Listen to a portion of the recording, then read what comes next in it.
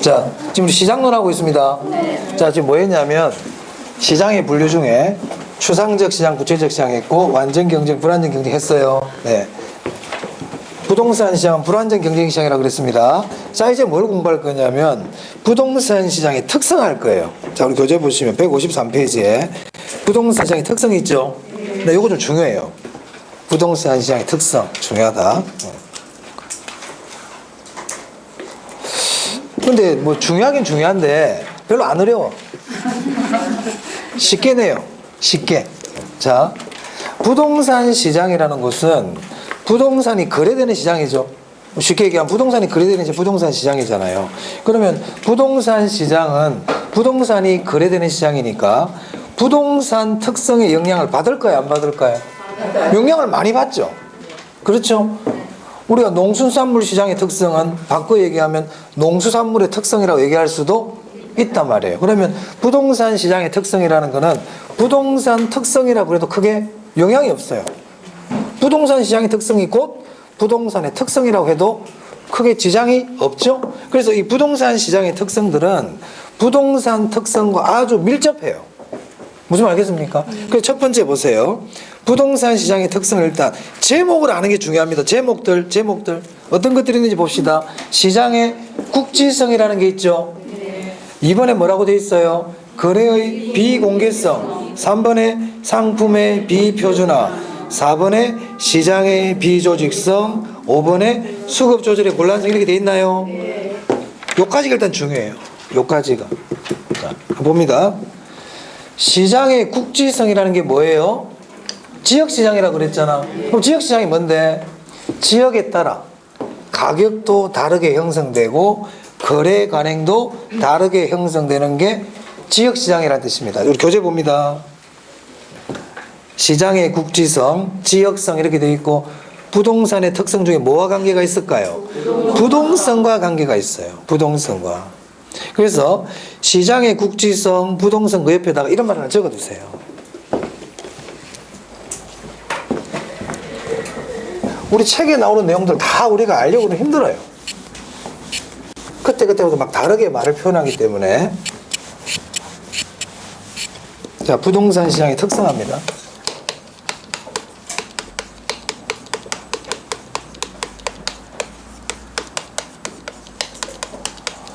첫 번째가 시장의 국지성이거든요.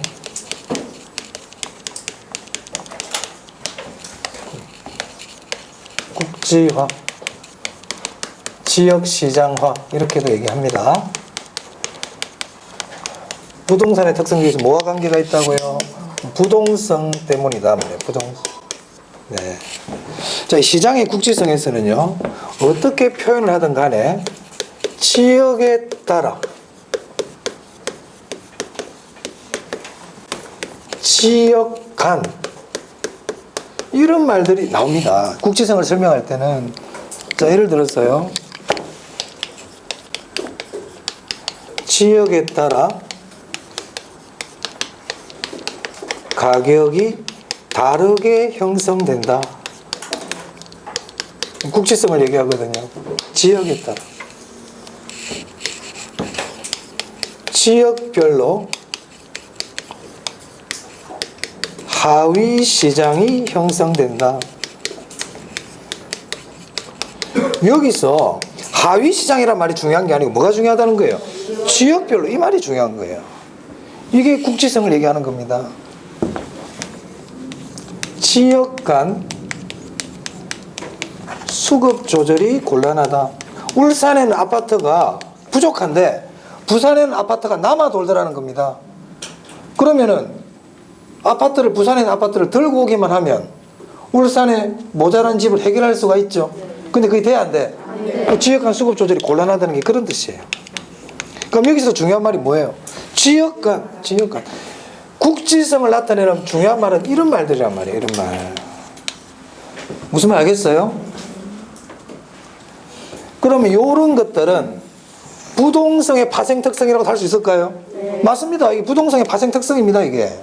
우리 나중에 여러분 자연적 특성에 가서 부동성 쪽을 보면 이런 말들이 또 나와요. 이게 국지성이니까. 됐어요? 그래서 그 교재 보시면 시장의 국지성에 보면 그런 말들이 쭉 나옵니다. 근데 우리 교재는 지역 간 지역별이라는 말을 빼버리고 설명을 하고 있죠. 볼까요? 첫째 점 읽어볼게요. 부동산의 부동성의 기인의 부동산 시장은 공간적으로 일정 지역에 한정되는 경향, 한정되는 게 국지성이거든. 그래서 지역별로 세분화된다 이렇게 돼 있잖아. 지역별로 났거든. 그럼 뭐라고요? 국지성, 부동성 이렇게 됩니다. 그 다음 그 밑에 보시면 부동성 때문에 임장활동, 정보활동이 필요하며 지역 간 수급조절도 곤란하다 이런 말 나와 있죠? 국지성을 얘기하는 거예요. 지역별 지역 간. 자, 그래서 부동산 시장은 첫째, 국지성, 지역 시장화가 된다. 뭐 때문에? 부동성 때문에. 그러면 지역 시장화가 된다는 대표적인 예들이 이게 사례인 거야. 하나 예야 예. 사례들을 얘기하는 거예요. 사례들을. 두 번째입니다. 거기 보면 거래가 비공개적이고 상품의 표준화가 안 되고 부동산 시장은 조직화도 안 돼. 이거는 개별성과 관계가 있어요. 그럼 시험에서 어떻게 나오느냐? 부동산 시장은 상품의 표준화가 쉽다. 맞아요? 틀려요? 표준화가 어렵죠? 부동산 시장은 조직화가 쉽다. 틀렸죠? 조직화가 어렵다. 이렇게 냅니다. 시험 간단하게. 어렵게 안 내. 어렵게 안 내.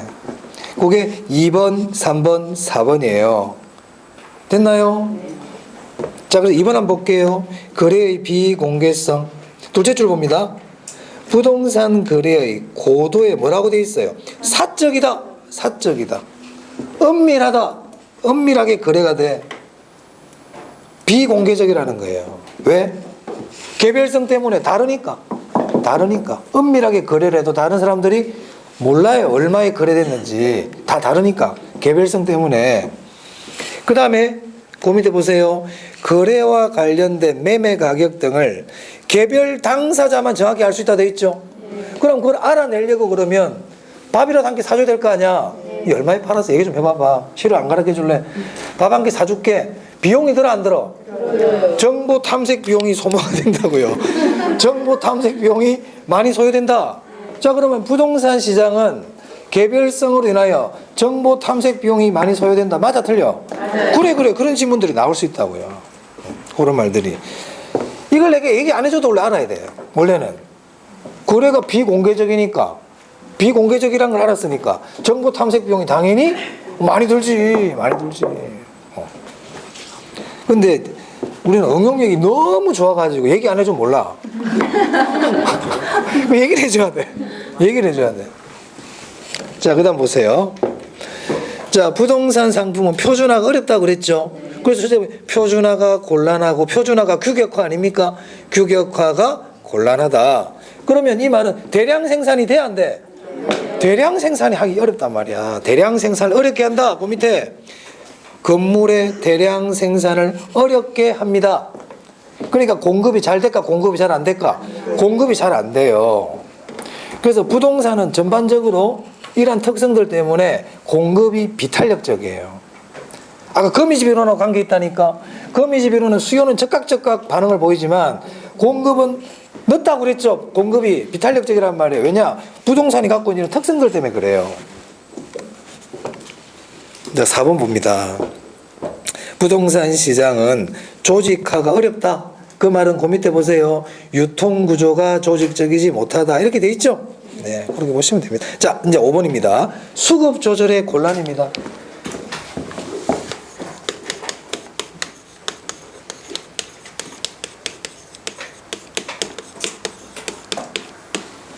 수급 조절 곤란이라는 것은 수요와 공급 조절이 잘 안 된다는 거예요. 자, 귤을 생각해. 귤. 울산 사람들이 귤을 많이 먹고 있어요. 귤을 막 찾아. 수요가 막 크게 늘고 있어. 그래서 귤 값이 폭등하고 있어요. 그럼 어떻게 하면 돼요? 부산 가서 갖고 오면 돼. 맞아? 그럼 가격이 팍 떨어져 버리겠죠? 그러면 동사는 수급 조절이 쉬워요, 어려워요? 쉽죠? 수급 조절이 쉽단 말이에요.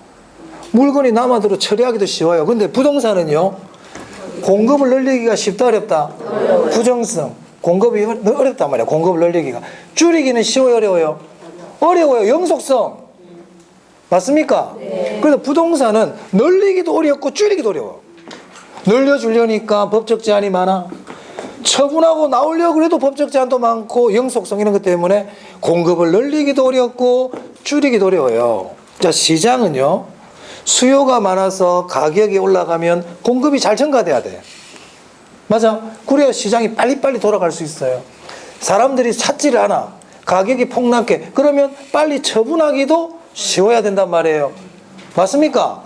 이래야 시장이 빨리빨리 균형을 이룰 거 아니에요. 근데 부동산은 수요가 증가해서 가격이 폭등한다 그래서 공급도 늘리기도 어렵고, 수요가 없어서 가격이 폭락할 때 그걸 처분하기도 어렵고.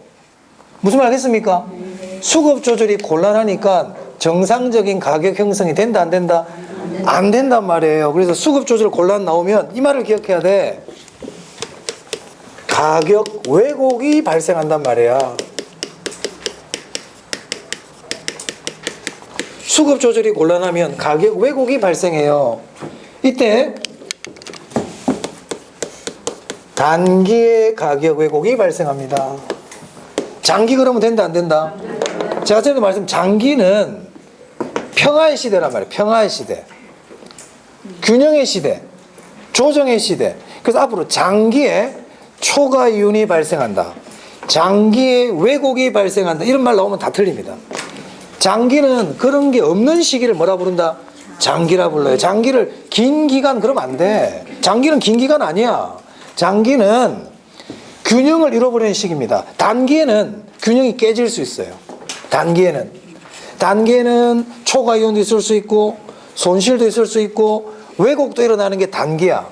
근데 장기로 가면 이런 왜곡이 없어지고 초과이윤도 없어지고 손해도 없어지는 게 뭐라고요? 장기예요. 그러면 수급 조절이 곤란하면 장기로 가면 해결이 돼. 장기로 가면 신규 공급이 가능하죠? 장기로 가면 공급의 증가와 감소가 가능하거든. 그래서 왜곡이 해결돼 버린다고요. 수급 조절 곤란, 단기 가격 왜곡 기억하세요? 그럼 수급 조절이 왜 곤란한데요? 부동산이 가진 특성들 때문에.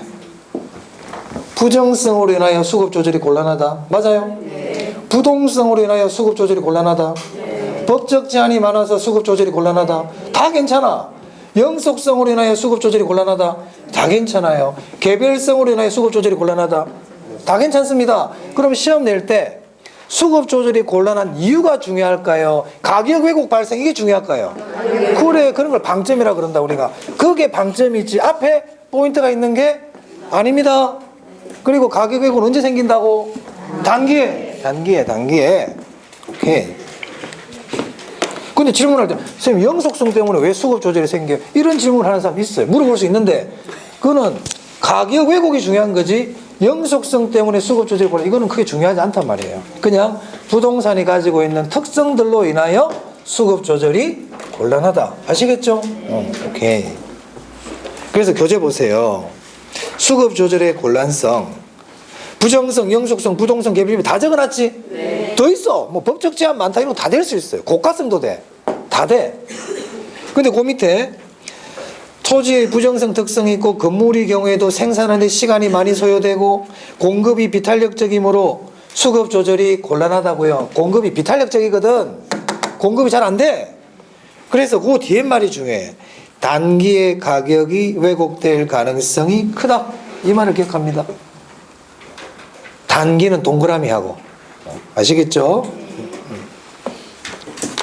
넘깁니다. 넘겨보시면 우리 박스에 왜 부정성이 수급 조절이 곤란하고 영속성이 왜 수급 조절이 곤란하고 이런 걸 쭉 적어놨네. 이유를. 그 신경 쓰지 말라고요. 신경 쓰지 말라고요. 자, 그 다음에 6번 봅니다. 부동산 시장은 매매가 단기다 장기다? 장기라고요. 장기다. 그리고 법적 제한이 뭐라고 돼 있어요? 많아요. 법적 제한이 많아요. 옆에 괄호 신경 쓰지 마. 부동산 시장은 법적 제한이 많다. 부동산 시장은 사고 파는 매매 시간이 장기적이다. 여기서 장기는 그냥 길다는 뜻입니다. 이 장기는. 미장기는 길다는 뜻이야. 오래 걸린다. 오래 걸린다. 자금의 유용성과 밀접하다. 이런 거 참고로 보시면 됩니다. 그 다음에 부동산 시장의 기능 나오죠. 기능은 특성에 비해서는 중요도가 떨어져. 기능이라는 거는 역할이에요. 부동산 시장은 어떠한 역할을 하느냐 이 말이에요. 우리가 시장에 가장 대표적인 기능이 1번과 2번이거든요. 시장은요, 자원 배분 기능이 있고 교환 기능이 있어요. 오른쪽 보세요. 가격 창조 기능이 있고 정보 제공 기능이 있습니다. 양과 질의 조절 기능, 계속적인 부재 경쟁 기능. 그러니까 이름만, 제목만 알아두세요. 근데 시험에 좀 만약에 까다롭게 내면 이렇게 물어볼 수 있어. 부동산 시장은 정보 제공의 특성이 있다. 맞을까 틀릴까? 기능이라고요. 특성이 아니고. 정보 제공 기능이지 특성 아닙니다. 부동산 시장은 양과 질을 조정하는 특성이 있다 그러면 아니다. 기능이다. 기능과 특성을 구별하세요. 그런 문제 나오면 틀리겠죠. 어쩔 수 없어. 문제가 좀 지저분해. 지저분한 문제는 어쩔 수 없어. 그 여러분 잘못 아니야. 출제자 잘못이야. 그런 걸 내면 안 돼. 예전에 한번 낸 적은 있어. 예전에. 자, 그 다음에 그 가격 창조 기능에 한번 볼게요. 자, 그럼 굵은 글씨 한번 보세요. 매도인의 제한 가격은 시간이 갈수록 점점 상승한다, 하락한다. 매도인은 처음에 가격을 비싸게 부르고요. 시간이 갈수록 가격을 어떻게 해요? 낮춰요. 여러분 물건 사러 가면 바로 알 수 있어요. 뭐 옷 사러 갔어. 그 옷집 사장님이 옷 한 벌 얼마? 30만 원 그러다 에이 25만 원 주세요.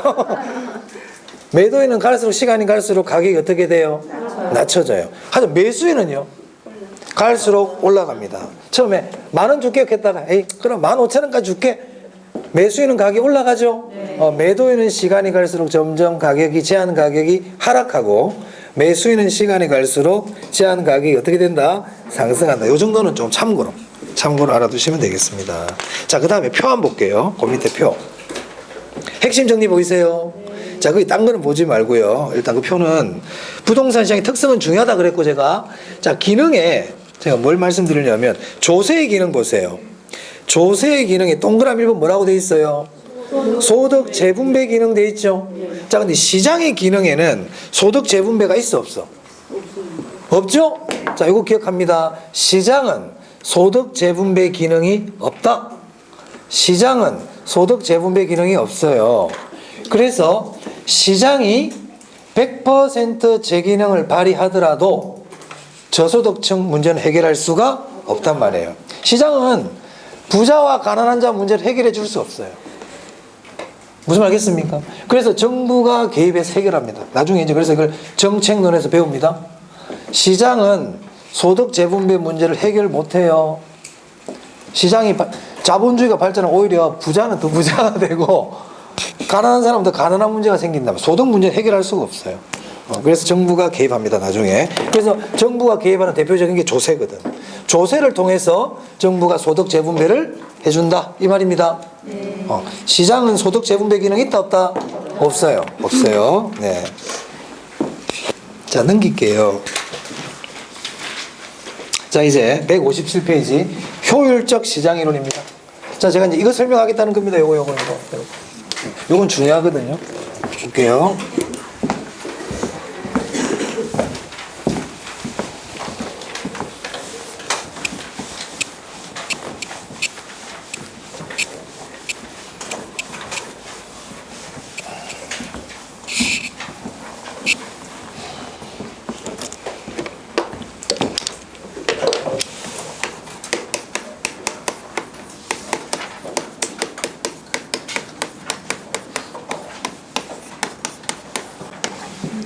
자, 이 효율적 시장 이론에서는 우리 교재 157페이지에 보시면요.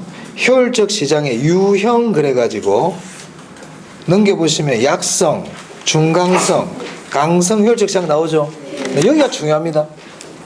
효율적 시장 이론에서는 효율적 시장의 유형이 중요해요.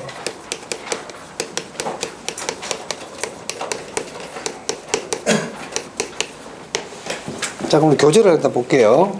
157페이지에. 자, 2번에 봅니다. 양가로 효율적 시장 이론의 양가로 2번. 그 메뉴에 1번의 효율적 시장 이론의 양가로 2번. 찾았어요? 부동산 시장에서의 효율적 시장이란 새로운 정보가 지체 없이 부동산 가치에 반영되는 시장을 뭐라 부른다고요? 효율적 시장이라고 불러요. 어떤 새로운 정보가 나타났을 때 그게 즉각적으로 시장 가치에 반영되는 시장을 뭐라 부른다? 효율적 시장이라고 불러요. 참고로 하시면 돼요. 참고로. 자, 효율적 시장의 유형이 있습니다. 효율적 시장 유형 뭐뭐 있어요? 여기 적어놨죠. 약성, 중강성, 강성. 약, 중강, 강. 아시겠죠? 약, 중강, 강. 자, 약성 시장.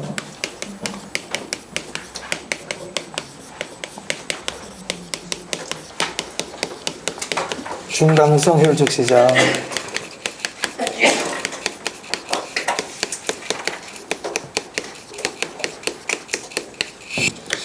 강성 효율적 시장.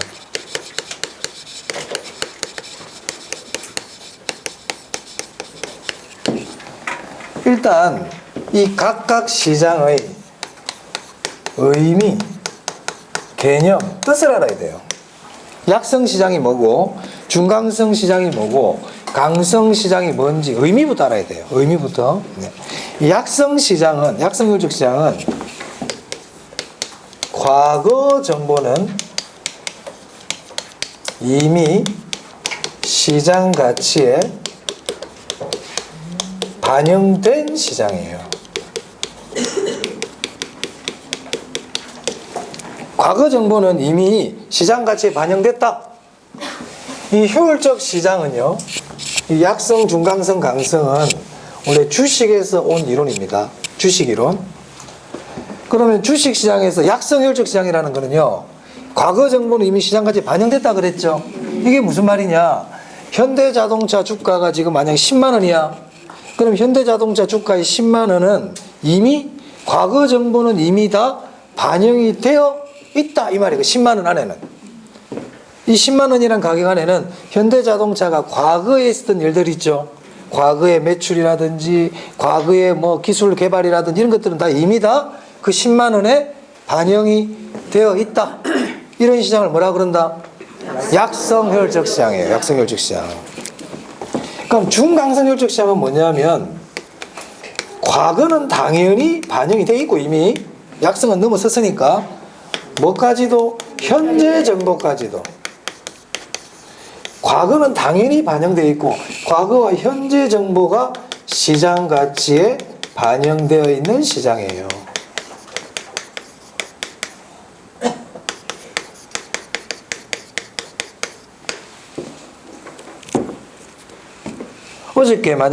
어저께가 아니라 오늘 아침에 뉴스를 들었는데 어떤 뉴스가 하나 딱 나왔어. 뭐 현대자동차에서 이번에 뭐 새로운 기술이 개발됐대. 현대자동차에서 무인 뭐 자동차 기술이 세계 최초로 개발됐다고 뉴스에 딱 나온단 말이에요. 그러자마자 현대자동차 주가가 어떻게 된다? 올라가고 있더라는 거예요. 현재 정보가 즉각적으로 시장 가치에 반영되는 시장을 뭐라 부른다? 중강성 시장이라 그럽니다. 중강성 시장. 구별할 수 있겠어요? 네. 중강성 시장. 그러면 강성 효율적 시장은 뭐냐? 과거, 현재, 미래인데, 네. 우리 개론에서는 학교 미래라는 표현보다 공표되지 않은 정보로 얘기합니다. 공표되지 않은 정보.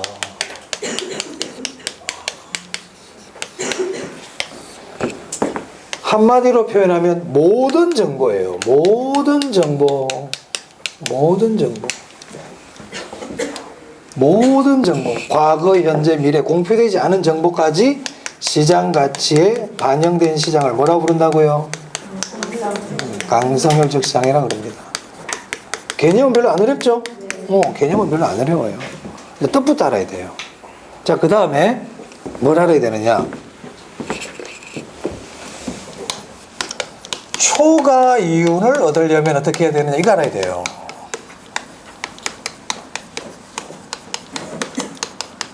이 개념 중요하고요. 개념 물어봅니다. 시험에서 물어봅니다. 초과이윤을 얻으려면 어떻게 해야 되느냐 알아야 돼요. 네? 모든 정보가 예, 모든 정보. 자, 봅니다. 자, 약성효율적 시장입니다. 약성효율적 시장에서 내가 초과이윤을 얻으려면 어떻게 해야 되냐 이 말이에요. 자, 약성효율적 시장은 과거 정보는 이미 시장까지 다 반영이 돼 있죠. 그 말은 과거 정보는 우리가 다 알고 있다는 뜻이에요. 다 알고 있어요. 그러면 과거 정보를 분석해 가지고는 초과이윤을 얻을 수 있을까요? 없죠. 그래서 초과이윤을 얻으려면은 이렇게 생각하면 돼. 초과이윤을 얻으려면은 반영되지 않은 정보를 분석해라 이 말입니다. 반영되지 않은 정보를 분석하면 초과이윤을 얻을 수 있어요. 시험에서 이런 말이 나오는 게 아니고 이런 답을 찾을 때 이걸 가지고 응용하라는 뜻입니다. 그러면 약성효율적 시장에서는 과거 정보가 다 이미 반영이 되어 있으니까 반영이 안 된 정보가 뭐예요? 현재 정보하고 미래 정보, 공표되지 않은 정보. 현재 정보와 공표되지 않은 정보. 이 공표되지 않은 정보의 대표적인 게 내부 정보예요. 내부자들만 알고 있어. 일반 시민들은 모르고 거기 관계되는 종사자들만 알고 있는 정보. 내부 정보. 아까 현대자동차가 신기술 개발이 끝났거든. 아니 발표가 안 됐어. 그럼 개발팀은 알아 몰라? 알겠지. 그게 무슨 정보예요? 내부 정보. 공표되지 않았단 말이야. 내부자들만 알고 있어요. 자, 그 다음 중강성효율적 시장입니다. 과거와 현재 정보는 이미 시장까지 반영됐죠? 그럼 초과이윤을 얻으려면 어떻게 됩니까? 공표되지 않은 정보를 분석해야 된다.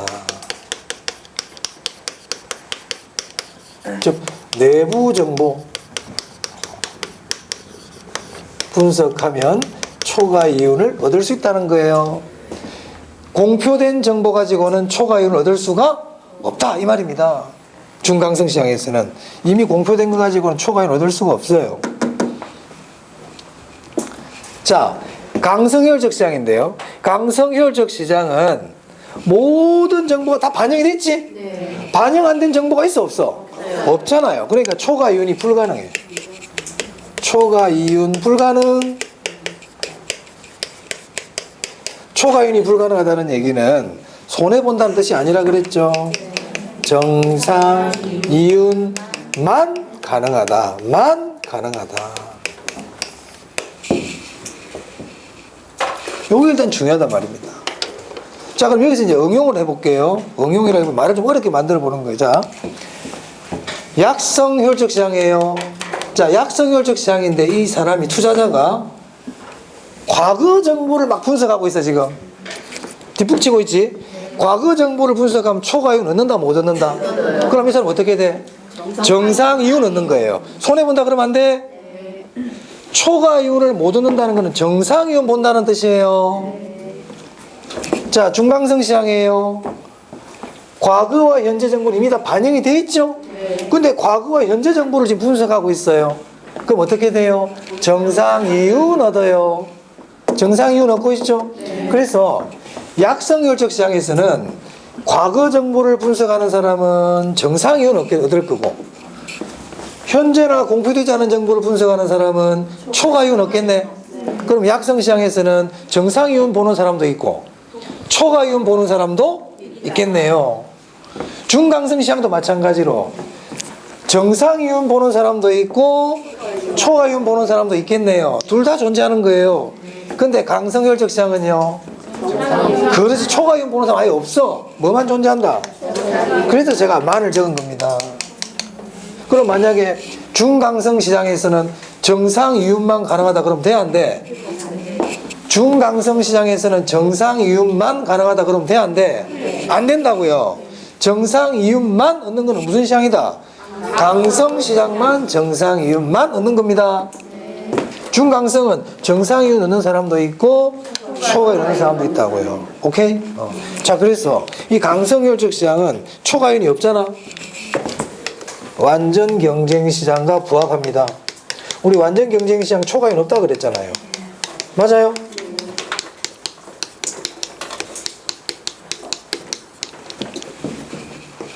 우리 부동산 시장은요, 중강성 시장이에요.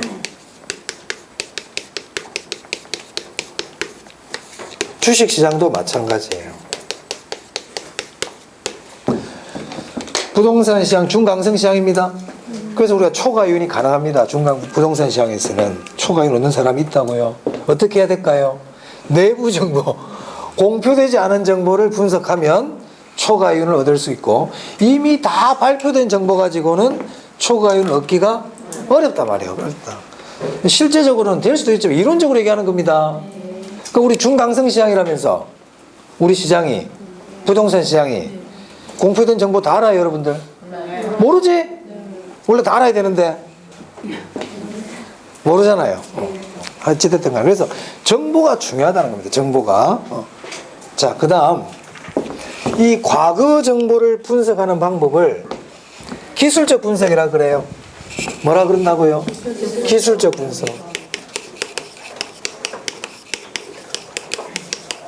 그러면 약성효율적 시장에서 기술적 분석해가지고는 초과이윤 얻어요, 못 얻어요? 약성시장에서 기술적 분석하면 초과이윤 얻는다, 못 얻는다? 어? 못 얻지. 과거 정보가 기술적 분석이라니까. 그럼 약성효율적 시장에서는 현재 정보 분석하라고 그랬잖아요. 현재 정보를 분석하는 걸 기본적 분석이라 그래요. 그럼 약성효율적 시장에서는 기본적 분석을 하면 초과이윤이 가능합니까? 그렇죠. 하지만 중강성 시장에서는 기본적 분석을 하더라도 초과이윤이 불가능하다. 공표되지 않은 정보를 분석해야 된다 이 말입니다. 과거 정보를 분석한 걸 뭐라 부른다고? 기술적 분석. 현재 정보를 분석한 걸 뭐라 부른다? 기본적 분석. 오케이? 네.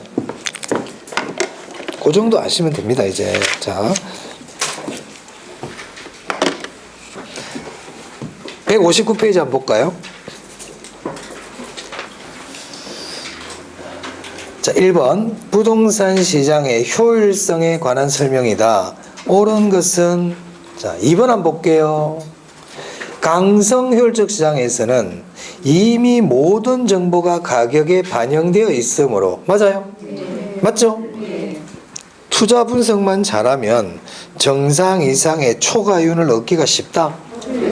불가능하다 그랬습니다. 네. 뭐 너무 쉽게 낸다. 자, 그 다음 4번 볼게요. 4번 지문. 과거의 정보를 가지고 투자 분석을 하는 것을 무슨 분석이라 그랬어요? 기술적 분석이라 그랬죠. 약성효율적 시장에서는, 약성효율적 시장은 과거 정보는 다 반영이 되어 있잖아. 기술적 분석을 통해 초과이윤을 얻기가 쉽다. 쏘가 넘어가면 안 되겠죠? X예요. 기본적 분석을 해야 초과이윤을 얻을 수 있어요. 약성에서는. 자, 5번. 중강성 효율적 시장은 새로운 정보가 공표되는 즉시 가격에 반영되는 시장. 맞나요? 맞아요. 현재 정보가 발표되는 즉시 반영이 돼버린다니까. 그래서 거기 줄 하나 치세요. 새로운 정보가 공표되는 즉시 가격에 반영. 줄 칩니다. 중강성 시장을 얘기하는 겁니다, 이게. 중강성 시장을 나타내는 표현이야, 이게. 아까 그랬잖아. 아침에 뉴스가 나오자마자 바로 반영이 된다고 그랬죠.